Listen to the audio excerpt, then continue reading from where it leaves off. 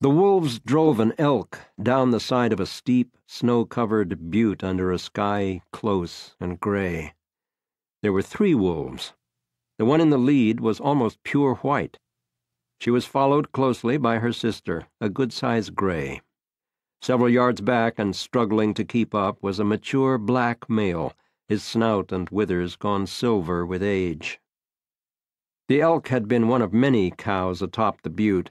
Now she was alone, hurtling pell-mell toward the broad valley below, dodging the lichen-covered glacial erratics, some the size of small cabins, that dotted the hillside, leaping over what she could and exploding straight through the sage and juniper.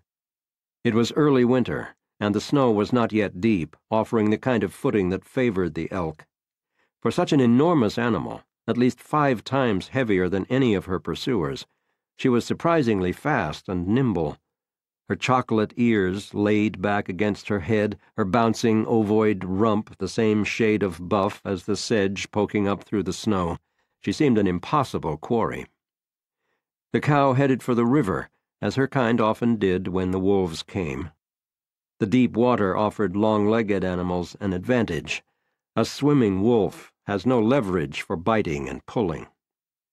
Chases often ended in stalemate this way, with an elk standing in hip-deep water, warily eyeing a pack of wolves lounging on the nearby bank as they patiently waited to see if the frigid water would force the elk back onto dry land. The refuge the cow sought was the Lamar River, not far from where it joined the Yellowstone, and on this winter morning it was frozen solid.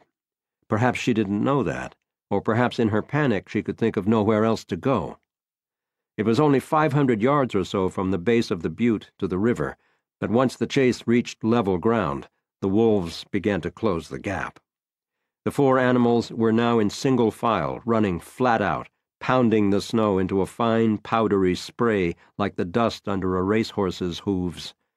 The contest had become purely a matter of speed, and the canines, the primordial ancestors of the greyhound, unsullied by the inbreeding that stripped away the tiger-muscled shoulders, the massive head, the powerful jaws, ran with a raw and joyous energy that the ungulate could not match. As the race neared its climax, it was the gray who stood out. Her body seemed to stretch and elongate as the ground swept beneath her.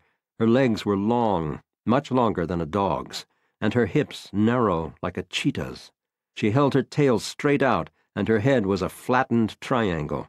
She was an arrow, and by comparison the elk suddenly seemed not only clumsy, but also excessively, sadly, fatally, upright. Every time the cow missed a step, stumbling slightly in a pocket of deep snow, she had less time to recover, until finally there was no time at all. The wolves pulled her down in a frozen marsh between 2 icy ponds. About a quarter of a mile away, a man stood on the side of a road watching the wolves eat. His name was Rick McIntyre, and he worked for the National Park Service. Bundled in a heavy black down coat that extended past his waist, only the familiar forest green of his pants marked him as a park employee. He was in an area of Yellowstone known as Little America, where the Lamar River swept through a series of low hills and rocky knolls in the park's mountainous northern range. Rick was 60 years old, though with his ramrod posture and tall, lean frame, his age was hard to guess, especially with a stocking cap covering his thinning red hair. He was surveying the scene through a spotting scope, a kind of tripod-mounted telescope used for watching wildlife. Every so often he reached inside his coat and pulled a microcassette recorder from the breast pocket of his uniform and described what he was seeing. Just a few words, economical and to the point. Then the recorder disappeared back into the coat. For the most part, he stood motionless behind his scope, silently watching.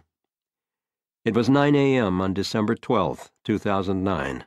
And it was the 3,467th day in a row that he had spent in the park looking for wolves. It was getting close to lunchtime for Rick, who had been awake since about 4 that morning. The wolves were often active at dawn, and he liked to be in place when the landscape first became visible. about a half hour before actual sunrise.